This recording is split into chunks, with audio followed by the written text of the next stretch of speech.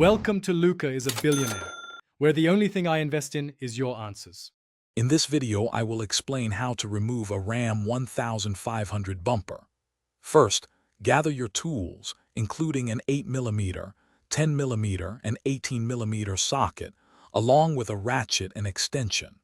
Always prioritize safety by parking on a level surface and engaging the parking brake. For electrical safety, disconnect the negative battery terminal before proceeding with any work on your truck. Next, focus on disconnecting all electrical components. This includes unplugging the fog lights, parking sensors, and any other wiring harnesses attached to the bumper. Use a panel removal tool to detach plastic clips from the fender liners and grille. You will also need to remove several 7mm and 10mm bolts securing these components. Now it's time to unbolt the bumper from the truck's frame. You'll find several main mounting bolts, often 18mm on each side.